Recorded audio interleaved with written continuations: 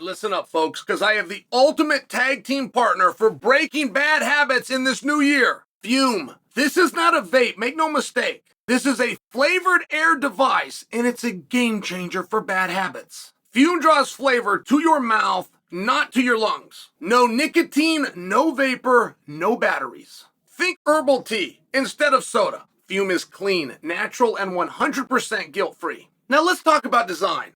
Because Fume is not just about flavor, it's a fidget tool as well. Magnetic snaps, satisfying clicks. It keeps your hands busy and your mind calm. Fume is perfect for using energy or beating that bad habit that's been hanging around a little too long. My favorite is Crisp Mint. It's refreshing, it smells nice, and it's got no toxic side effects. And with Fume, guys, you can use it anywhere.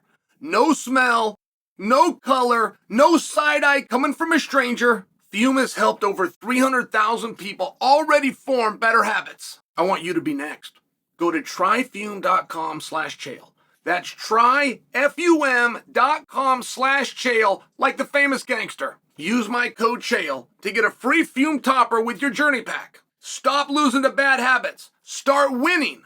Try Fume. Israel Adesanya, I don't envy this position, and there's some confusion around this position. Look, guys. Adesanya goes out in a wildly difficult ask. The ask was, hey, Izzy, for the first time in memory, you're not going to be fighting for a belt. For the first time in memory, you're not fighting in a feature match on pay-per-view. For the first time in memory, you're not even climbing the ladder. Like, we haven't even announced this as a number one contenders match. Oh, by the way, you're still headlining the card. The house that needs to be full is still on you. The distribution partner of ESPN and the ratings still falls on your lap. Oh, and you're doing it for 5 rounds. I mean, not for nothing. That is a massive ask. Of which he said, yes, great. Izzy goes out and fights. Doesn't go his way. And I see social media by Izzy after the fact. He's hurting. As a human being, he is feeling that his career, his identity, his reputation is all being looked at. And not for nothing, he's in a very confusing spot. Nobody has steered their career as well as Israel Adesanya. You give him a win and a microphone, he will let you know what's next. Nobody has been able to call their own fights like him, but now he doesn't know what's next any more than he knew Emanov was going to be that opponent because he didn't call for it. He wasn't given a mic at the end of the night. So now he's in the same situation. What happens now? Who do I go after now? And if I don't go after somebody, if I sit back and wait, who do they see me going against next? It's a very strange situation. And the sport is different for the guys at the top. I remember when Gustafsson went through this. Gustafsson wanted to retire. It's like, Gus, you're not even doing the sport. Or at least not what everyone else is doing. Gus was fighting nothing but main events. That's it. So now his training is 70% more. The runs that he's got to get in on his own, or he got to go 70% further, at least in theory, on the actual night of battle, and the stress and the ins and outs and the mental and the physical side of it is 70% more. Gus was playing a different game. You get everybody else on the card. They go out and do 3-5s. And I want you guys to think about this because we never do in this sport. The Super Bowl is coming up in a week. But if you made that 5 quarters, I think that you would have a very different perception of what that game's going to look like. Or you could make it 3 quarters. But that is the exact same example as what Izzy has to go through and what Gus had to go through. It's unique. It's not the same thing as everyone else. I remember this argument with Gus going, hey, before you stop doing this, how about you do it like everybody else, not named Gus, or in this case, Izzy? And do you guys like that idea? I mean, what if Izzy comes back? Any opponent, any way you want to do it. We know he's going to have a top guy, but we do it in a co-main event. We do it for 3 5-minute rounds. Do you believe that some of these positions are going to be the same, or even fights, Izzy versus Emanov? If the math is different in Izzy's head, if he knows I am halfway through this entire contest, as opposed to I'm only 1 round down in this entire contest, it's very different. A horse is very different when the barn is in sight. And if Izzy's story was to end today, and I saw how hurt he was. And for these greats, they mourn differently. That pain is different. And any kind of a death is tough.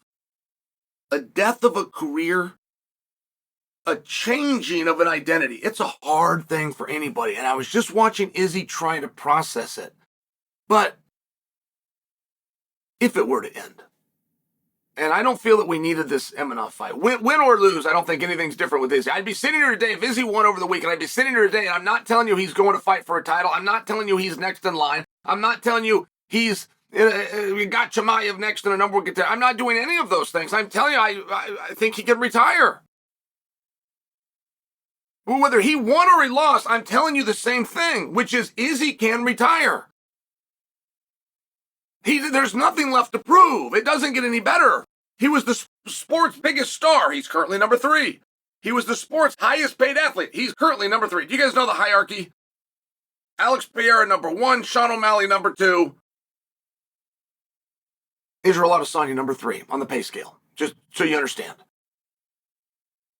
He did a lot of those paydays. He's right. I mean, everything's going good in Izzy's life. And if you look at the physical side, we're just going to sit back and we're going to judge him based on the physical side. This guy might be the best middleweight to have ever done it. He for sure is in the top 2. It's either him or Anderson. Anderson probably wins that popularity contest. Even though they went head-to-head, Anderson it's a popularity contest, and it probably goes to Anderson. But Izzy doesn't finish worse than number 2. This is the physical side. And if you look at the physical side, guys, you're missing the Adesanya story. The physical side wasn't the most impressive thing that Izzy did. It was the way that he played the game. He's rich. He's famous. He's decorated. Tell me the last time that worked out for a black man. Go ahead. Go ahead, take your time. You can find them. But you got to go back to Jordan. You got to go back to Mike Tyson. You got to back up a little bit. How did a rich, famous, decorated black man become such a star? Because he was a man of the people. He won that belt, and he walked it out, and he put it on Burger Beard's shoulder, just for example. That is a cliche moment. That is an adage that I'm using. That adage in that moment, it describes all of Adesanya's career. It describes everything that he was able to do and get away with and have you still on his side. People are upset with him that he beat Adesanya. That's how much you guys like Adesanya.